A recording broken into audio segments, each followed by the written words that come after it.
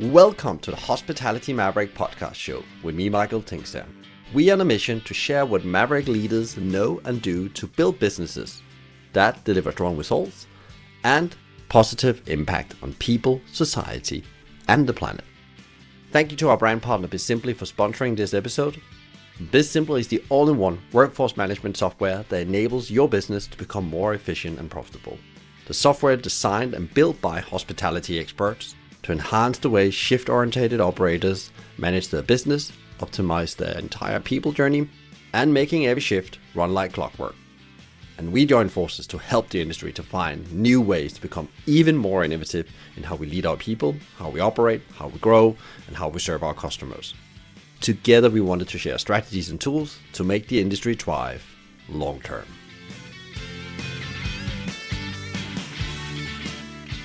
Needs to be more than just sandwiches and salads as the standard fare. And like you said, I think the more of an experience one can provide, the more energy it creates, the more people want to participate in that. And it helps meet those corporate goals of bringing people together, building culture, building camaraderie, building team. This is Jeff Grass, Chairman and CEO of Hungry.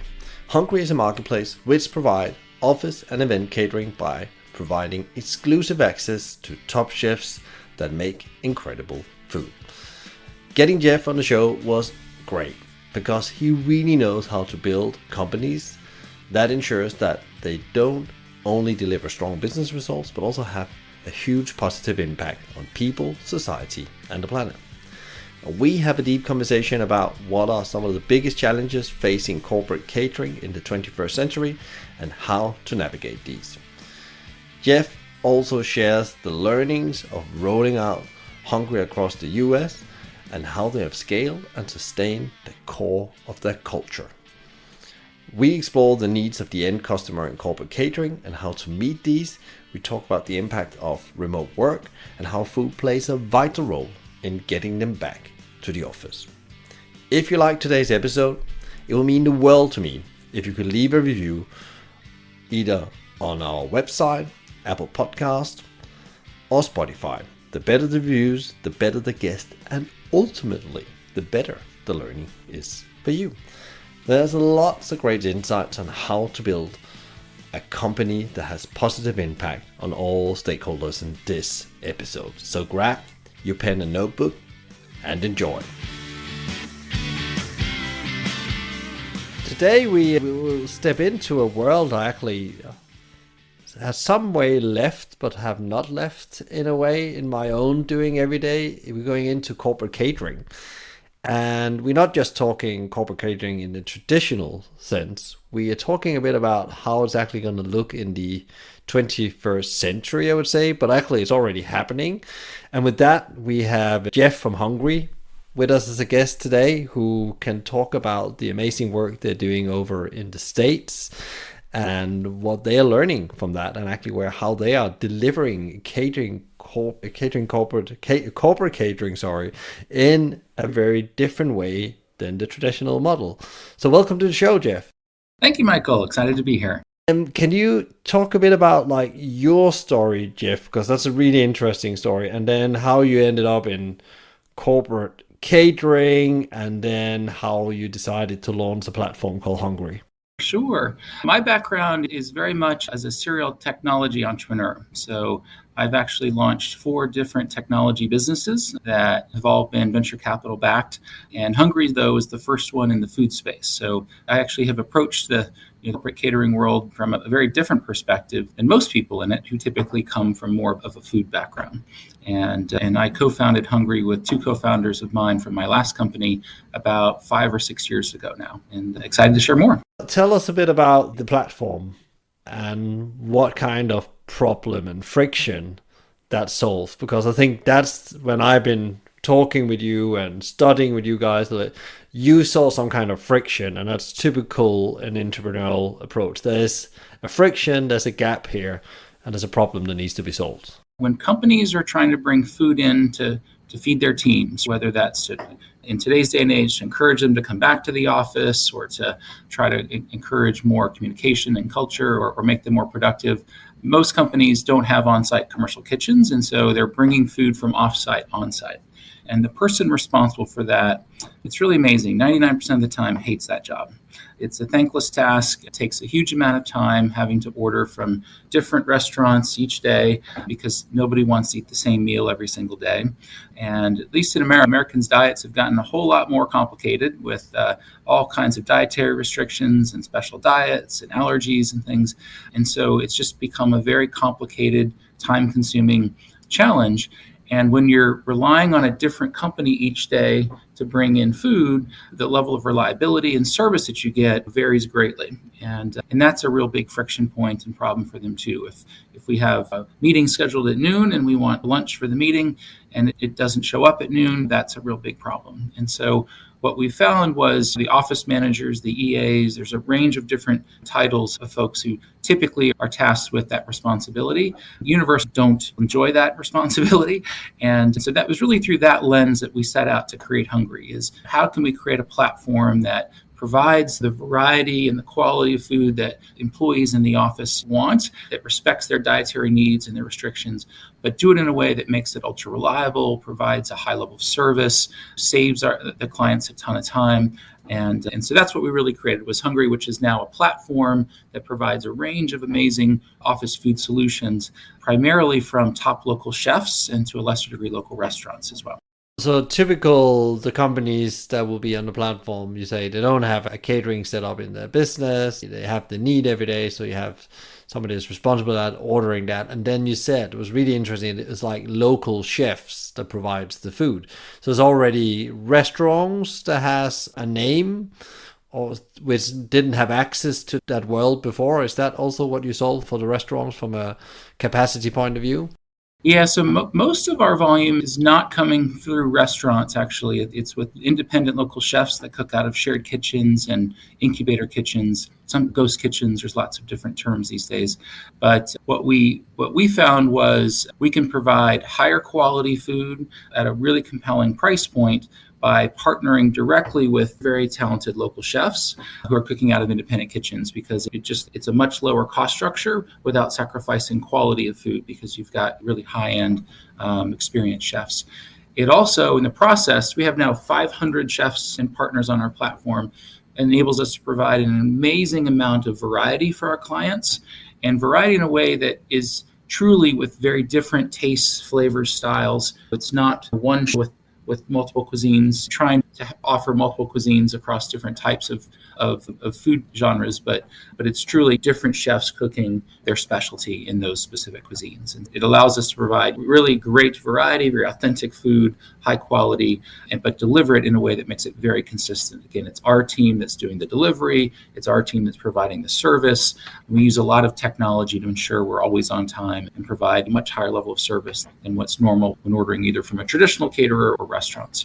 That's really interesting, because I've been in this world, like our biggest pain point as we grew and got more clients aboard, of course, variety. And we solved that by having chefs that owns different ways of cooking and presenting the food, but also always in the same philosophy. But actually, the last thing you said was really interesting, is logistics part of it. Running that bit was really the difficult thing to scale. It was not producing more food. It was actually, how do we get it from our ghost kitchen or our pop-up kitchen in East London into offices. At the same time, everybody wants food. Everybody wants food between 12 and 2 o'clock. Right. At lunchtime.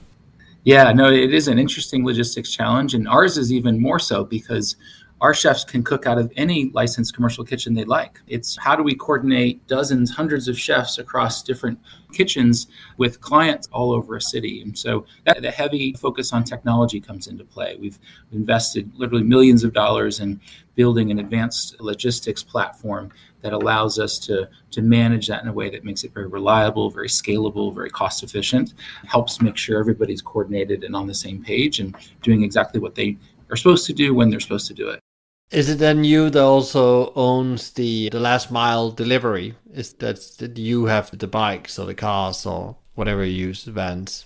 Yes, it's our team. We call them catering captains. And so their role is to take supplies that you need to help set up the on-site catering, pick up the food from the chef's kitchen, transport it safely to the client site, set it up, make it beautiful. They come back an hour later, box up any leftovers, break everything down, leave it cleaner than they found it. So I'm really providing a full end-to-end solution. What is, I don't, but because I haven't heard about anyone else doing this, but what really makes you guys stand out compared to what you're solving here? So you're solving a really important problem, not only for the offices, but also for the chefs to actually generate income. But what makes you stand out really compared to any other solutions out there? Yeah, we actually have a really cool solution from a chef perspective. I'd love to touch on that too. But as we look at the competitive landscape, we're mostly serving companies with 20 to 500 to 1,000 employees on site that don't have an on-site commercial kitchen. So that's kind of the target universe.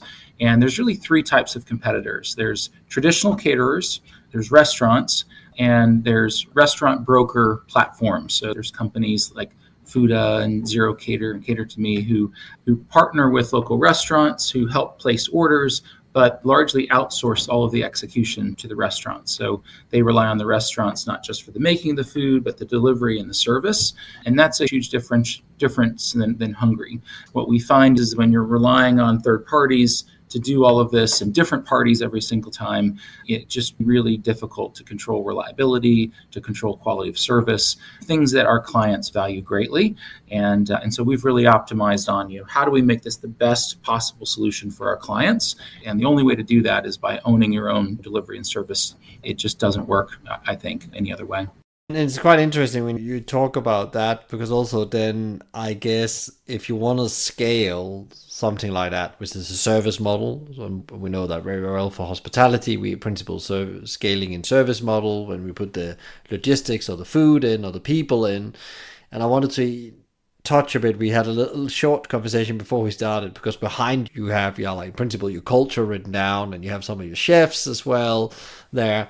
And how have you done that? Because in principle, you are not just scaling technology and logistics, you're scaling a culture. Because one thing is you have the technology to nudge people, but also you want the right behavior when that nudging is happening. This being my fourth company, I've really come to appreciate how important culture and environment is I think in any organization, but most especially in a startup type of organization. Hungry is a very purpose-driven company. Our core purpose is to improve the lives of everyone we touch, but with a special focus on the chefs who are our partners on the platform, the clients that we serve, giving back in the communities where we operate, and our team. And so it's really those four key groups that we constantly focus on and really try to build a business that makes all four of them better off in the process. From a team perspective, we have 9 core values we very much live by. It's essentially our recipe for success, and those are the ingredients. It really helps set the tone for the type of environment that we're trying to foster, the kind of team we're trying to build, and it just helps everybody row in the same direction, just operate from the same page.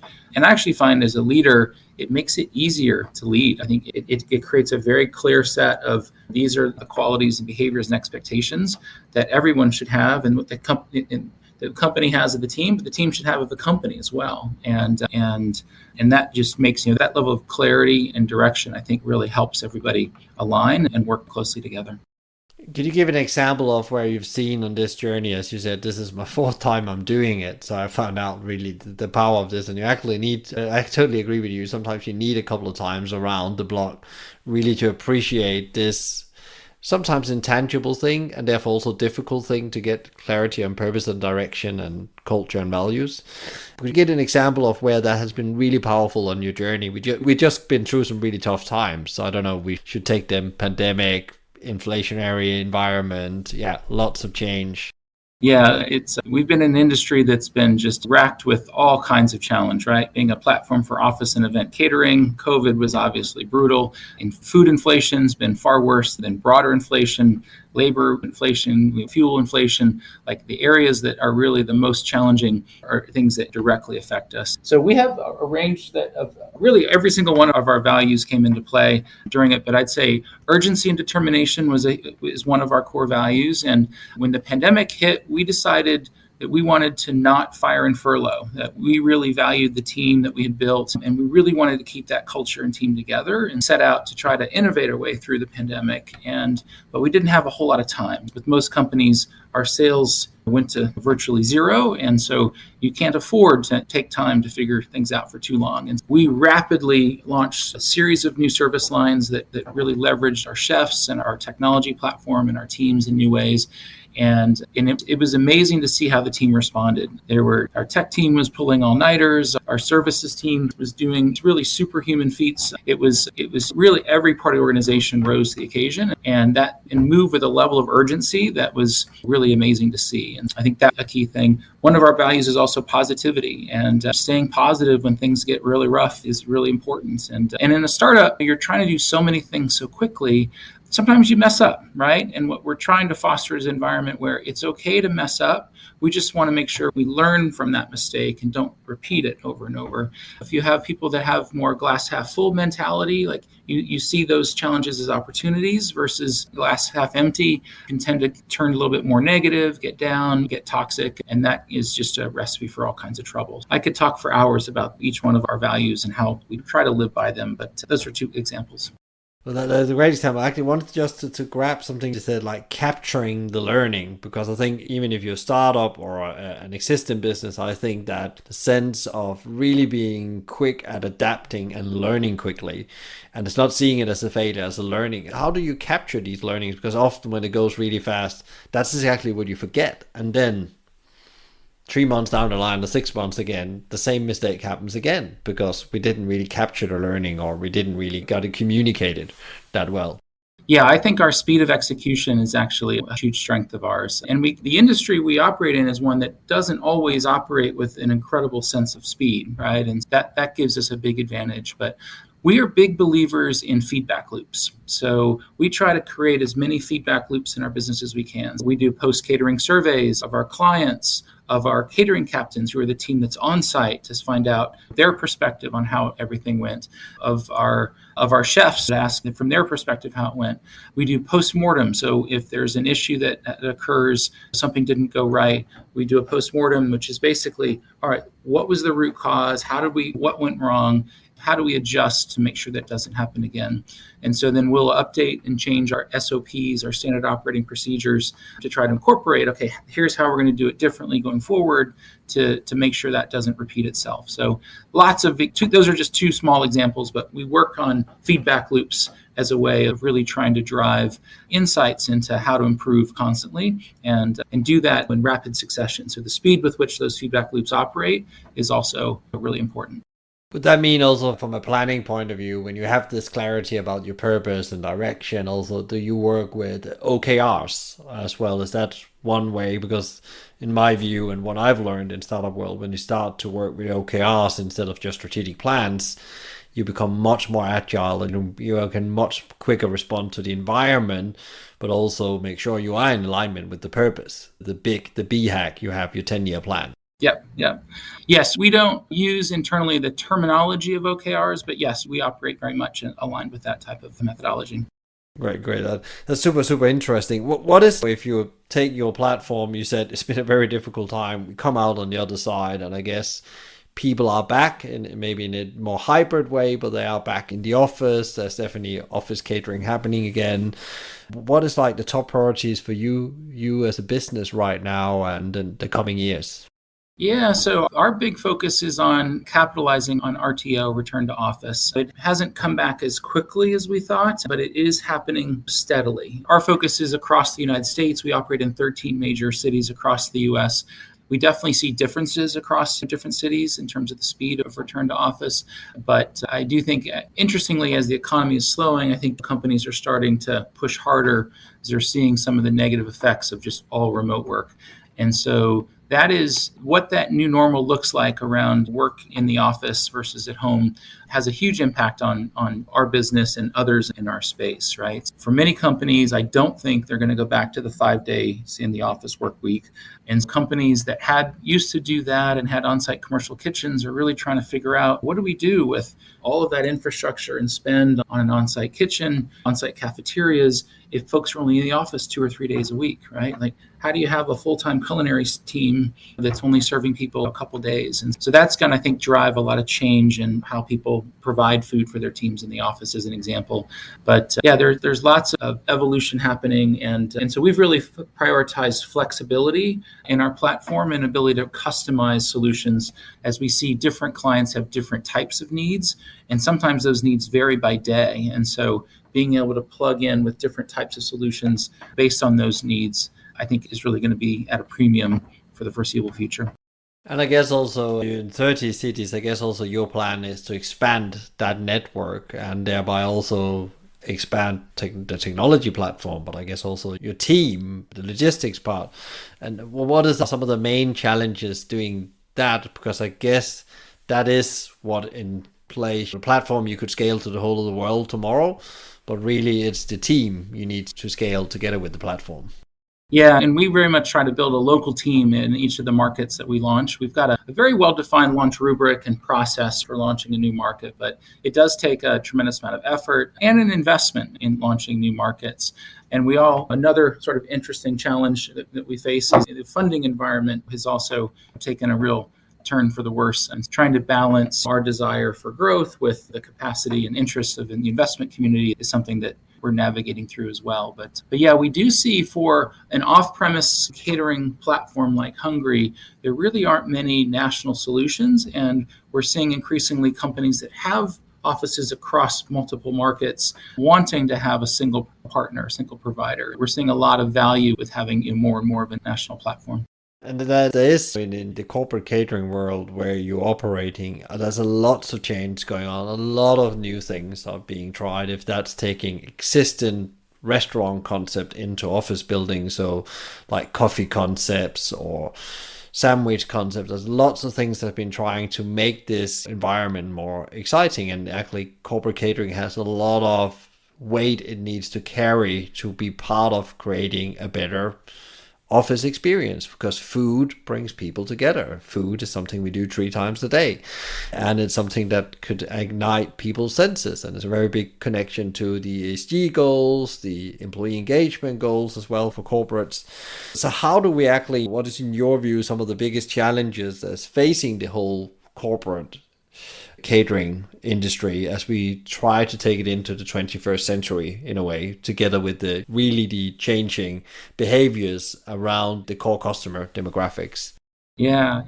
You touched on it. Companies are really looking at food as one of the important vehicles for encouraging people to come back to the office, right? If you can offer lunch, what we see is it dramatically increases the participation in the office on the days that the companies offer a free lunch versus not. So it's amazingly effective as an incentive. But people don't want to just be fed, right? They have higher expectations now. The bare minimum is making sure you're respecting their dietary preferences and any allergies they may have.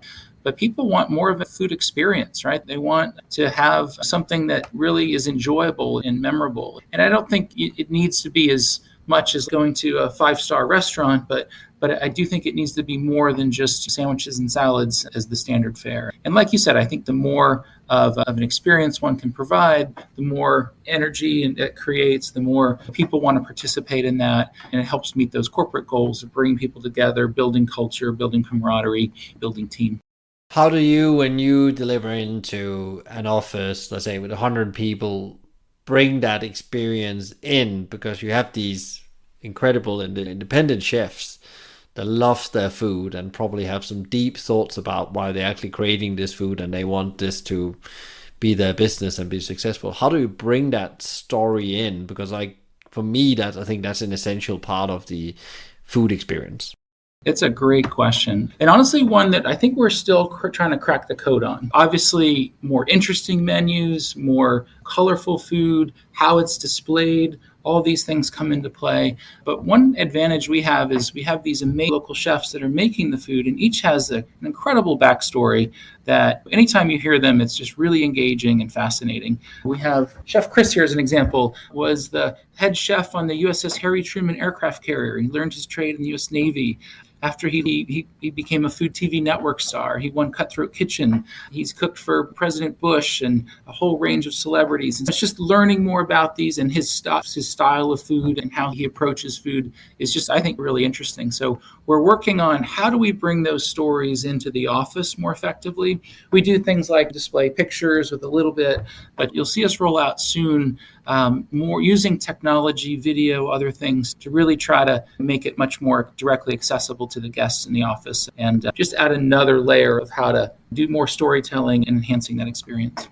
And that's quite interesting because actually that was my next question was around technology to actually improve that experience, because I think that's really where technology, if you use it in the right way, really can help scaling stories. And principle, of course, the product has to be good and the service has to be good, but that what people want is to be touched first in the head and then in the heart. And these stories, as you just told about Chef Chris, these are the stories where it brings food to the next level because this person have really put their identity into it, they really put their love and passion into creating this dish.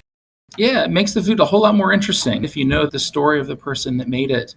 And for us, technology, like the meat and potatoes, is things like logistics, helping us make sure everyone's coordinated, food shows up on time, we're collecting feedback. There's also an important element of helping save our clients a lot of time. We'll typically provide more of a managed service for our clients where they're not doing their own ordering. We'll work with them to understand their needs and then do the menuing for them, things like that. So technology helps us do that and scale it. But yes, I think next level is that's all the head stuff, right? Like how do we really do the heart stuff and do it in a way that's really scalable and powerful?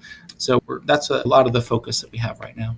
That's super interesting because I guess also that's where we talk about how you stand out, really going to be standing out from all the possible ways you can order office catering. And I think in general, this is also what in across hospitality, in all different settings, everybody's trying to figure out how do I actually create this unique story and how do I actually bring it to life across my network or in my single restaurant. And it's funny, there's people that's been doing this in hospitality for years. Danny Meyer is the most known one. We have the Singermans out in Ann Arbor in Michigan. In principle, what they're doing is scaling story, and then food is just a part of that, which is a super interesting way of looking at scaling a business as well. I wanted to talk a bit about like also when you have all this technology, you must have a lot of data. And like data has become much more and more in hospitality key, or in food service or catering key, really to understand your clients better or your business or your operations, where the glitches are. How do you see that this also comes to play in the world we live in now? Things have to move fast. Also, when there's pressure on the finances, you really need to find the gaps and close them really quickly. Yeah. So we try to use data to help create tighter product market fit is the terminology, but really make our service better for our clients, right? To use more sort of direct language. Typically, the longer clients use it, the better we can do that. So just through really understanding taste and preferences and needs, it helps us really dial in on the menuing and making sure the chefs are providing exactly what the teams in those offices really like. But there is a lot more, I think, opportunity to leverage data. It's interesting. Everybody is now talking about what's your AI strategy, right? I didn't put that in. Right. But I know I'm like, we're a catering platform. But I do think some of these newer technologies that are starting to come to bear potentially offer opportunities for companies, any kind of company, but especially companies in the food space to start to look at things through new lenses and potentially rethink ways to do things. Yeah, and it's interesting, the whole AI conversation, because I think somebody said to me recently, yeah, that's an interesting trend, but what matters first is that you start looking at your data, because there's already a lot of data and you decide which data is important for your business and what drives your performance. And that was really interesting reflection on that as well. What is, if you looked at the industry, what is like the pressing issue you would like to solve, Jeff? If that could disappear, then the world be much easier.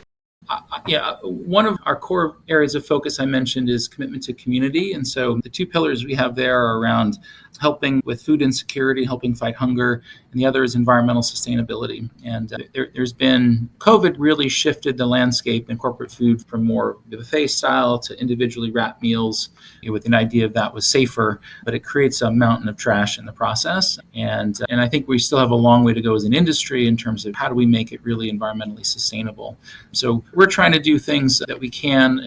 All the materials that we utilize in a typical catering, we either recycle and reuse or are fully compostable and biodegradable. We actually just rolled out carbon neutral delivery, where we're building a mangrove forest in the Philippines with a nonprofit partner that offsets the carbon impact of each catering delivery with the carbon sequester that happens out of mangroves in that same year. So I think there's a lot more that are generally corporate catering doesn't tend to think about these things too much, but it's an area that I think is going to become increasingly important for our clients, and an area that hard to solve, but if I could snap my fingers, like you said, and fix one thing, it would be that. But I also guess that's really important for the end users, like the companies that buy into catering service from a supplier point of view. I definitely seen that as a conversation quite quickly in the conversation. What are your contributing to? How can you help us improve our ESG goals? How do you make impact? How are you active in the front line to make a change? Even though if you're small companies, there is an expectation that actually you are doing more than just making profit. You're actually solving real society problems. Yeah, I think that's what will drive that change, is the customers pulling that through and really saying, I want that. In some cases, they need to pay more too for it, right? Biodegradable utensils and containers and plates and stuff costs more. And so our clients willing to pay a little bit more to help support those types of things. But I do think that, yes, that as clients try to meet their own goals, that will help transform the corporate food landscape as well. What is like you've been a business owner for a long time. You've done 4 companies, or you're in the 4th company. How do you actually find out? How do you learn as you go through that? Especially the last couple of years, is there because everybody I talk with, they have had some kind of significant learning, either as an individual or as a leader of a business, that's really have changed the way they look at things, because it was so extreme what we went through. So therefore if you didn't stop up yourself, you were at some point forced to stop up and reflect on yourself and the world and so on. So what is your significant learnings over the last couple of years? Oh, that's a great question. I'd say something I'm much more aware of is mental health, both personally, but also team, and I think society at large. I think we're just seeing, I think COVID created a lot more strain. I think, unfortunately, live in a world with just a lot of strife right now, whether it's war in Europe or just divisions, political divisions, other types of divisions. And we try to talk about these things as a team, and a lot of the surveying we do of our team too gives us insights into that. But it's definitely a much more significant issue than I think ever before. And what's the role of company in terms of trying to help solve those, I think, is still being figured out. We rolled out a telehealth, telemedicine solution for our team. Whether you have insurance or not, you have 24/7 access to a doctor, who you can consult with, who can provide prescriptions, things like that, but also telecounselors. So if you have mental health concerns or issues. And it's interesting, 50% of the usage we're seeing is on the counseling side as opposed to the traditional doctor side. And I think that's very different than it would have looked even just 5 years ago. So I'd say just an awareness and appreciation for that. I'm not sure I have all the answers, but I think at least being sensitive and understanding, and then trying to make sure you're fostering an environment where it is not harming mental health, but ideally helping improve that, I think is going to be more and more important for business leaders going forward. And that's really interesting, because also I guess that changes your perspective about how you think leadership and what you are aware of as you're building the environment, the culture, and so on. Yeah. I think some of those old boundaries, right? You had your work life and your home life, right? We used to talk about balancing work and home and work and play, right? And whereas I think it's really become more like, how do you find harmony? Because they at least for me, they blend together so much, you really can't have true separation. But issues like this, is that a personal issue that you should never talk about at work and deal with on your own? Or is it something that leaders should be out trying to help their teams with? And I think it used to be, don't talk about it, don't bring it up, but I don't think we can do that anymore. I think it's such a pervasive issue now that it's something that leaders need to react to and find ways to provide support for their teams. That's super interesting reflection. One of the other things I really like to dive into in a moment with guests, especially people as founders and CEOs and building companies, is this question around hard decisions. There has to be made a lot of them. I know that myself. There's at least a couple of weeks where before they came once in a while, but right now sometimes they come so fast because still there's a lot of change going on in our industry. So how do you or did the company make hard decisions, because there is those decisions that's not easy to do. Yeah, I hate to ever be confronted with those types of decisions, right? Especially if it involves people and their livelihoods. We try to really keep as a guiding North Star for us what is our overall purpose? What are our values? What are those big goals that we're trying to achieve? And obviously, on an annual basis, we have much more specific goals and things that will also guide us. But really trying to keep those things in perspective, which again, we've tried to find a level of balance. It's about making the company successful, but in the process, how do we improve the lives of our chefs, our clients, our community, our team? And so that usually is a little bit of a framework that we use to help guide us on some of those harder decisions. But like you said, it feels like we're in a challenging operating environment these days. We're faced with a lot more difficult decisions than we used to be. And it's quite interesting you bring up again the framework, because I guess that's definitely my own experience when I didn't have a framework like that, where you did what you call rational conclusions. But actually when you start to get a framework like that, you get multiple touch points, and you actually your temperance and balance in your decision becomes much better because you actually see it from multiple stakeholders view. You have to when you ask yourself those questions. Yeah, I think that really helps you make better decisions, right? If rather than, like you said, many times you can get tunnel vision if you're just looking at it through one lens, try to look at it from a variety of perspectives and find that balance as best you can in terms of what's needed. What is, how do you, because you said like it's a tough environment you've been in, and how do you then show up in your day-to-day work as the leader of the business, one of the founders? How do you show up as the best version of yourself? How do you make sure that you're consistent with that? Yeah, I'm really motivated and excited about what we're trying to build. I think we're going to have a hugely positive impact on the world and in our industry. So I try to remind myself of the reasons we're doing some of these things, the purpose of the company. I think there's also take care of your body, and that tends to really help support the mind, and trying to make time for exercise and other things is for me really important. When I don't exercise as much, I definitely feel the stress building, but when I do it tends to make it much more manageable. So exercise is like a key thing. Do you have any routines you do? Is there any hacks, anything you do every day to feel that are you exercising at a specific time every day, or? I'm definitely a morning person. I don't really have an everyday routine, but I don't know if you have Orange Theory in the UK, but I do a lot of Orange Theory at 6 a.m. during the week and sometimes weekends. What is like your top advice to other leaders out there that is trying to build a business as a force for good, like you're doing yourself? It's really trying to understand the combination of the core problem that you're trying to solve. What's that need that your clients have? And then if you're really trying to build it in a way that has a positive impact on the world, it's got to be very deeply integrated into that strategy and into the solution that you're providing.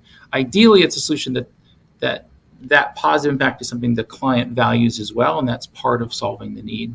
I think when you try to think about it after the fact and tack it on, it becomes much less authentic. It becomes much less really part of who you are, and in general, you're not going to have much of an impact in that regard. So I think it's really about thinking about, again, the need the problem you're solving, and then how do you integrate that positive impact on the world. The good news is I think that clients and customers today want that. I think they bias towards those organizations that are intentionally doing things to have a positive impact on the world. And so I actually think it's good business today too. I think if you don't have some type of broader social positive impact, the terminology these days is ESG, right? Or some type of real clear ESG strategy integrated into your core strategy, then I think you're going to see a negative impact from a market perspective. So it's the right thing to do, but it's also the smart thing to do in today's day and age from a business perspective. Yeah, it's very interesting you bring that up, because a couple of weeks ago in the business I'm involved in, we met an investor, I would say personal but slash institutional investor, and his first question was very quickly after the pitch was delivered.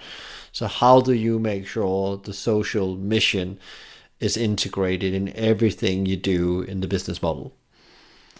I never had that question. I didn't expect that in these environments. We had an answer, and that was we wanted to help end food inequality for children and actually make sure there's better food in schools. So we knew exactly which organization we wanted to work with and so on.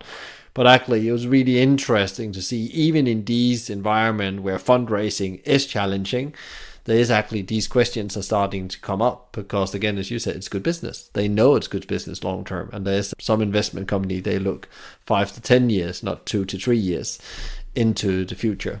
And I think that's really exciting and powerful, right? That investors, you've always had, a small percentage of investors will say, I prioritize something positive from an ESG perspective, and I'm willing to potentially sacrifice returns in order to prioritize this. But as it shifts more mainstream, where investors start to perceive that type of strategy is what is going to be the winning strategy, and that's how they're going to get the best returns, like it really does become transformational. And so I do think that's exciting to hear an investor kind of starting off with a focus there, because I think as they realize that's the path to success, again, it's good business as well as right for our world and our planet, then everybody wins. Jeff, what is the one question you wished I've asked you, and what would that question be, and what would you have answered? You asked so many wonderful questions. I guess, how to find Hungry would be a great question. And yeah, I guess that would be it. Yeah. How do we find Hungry? Great. You can go to Try Hungry, Try Hungry, HUNGRY.com and learn more about us there. And if people want to connect with you afterwards, they have a burning question, something they want to dive into what you said, or said, Jeff must know this, or really want to talk with Jeff about that, what is the best way to reach out to you directly? Sure, they could reach out to me on LinkedIn, or they could email me directly at jeff@tryhungry.com.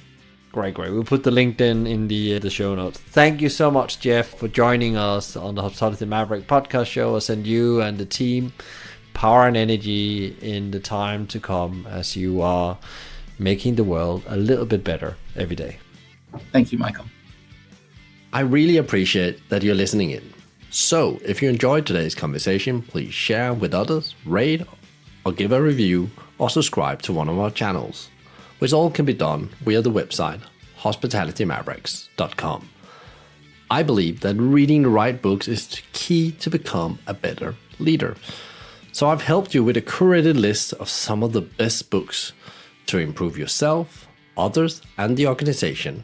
Find them on hospitalitymavericks.com.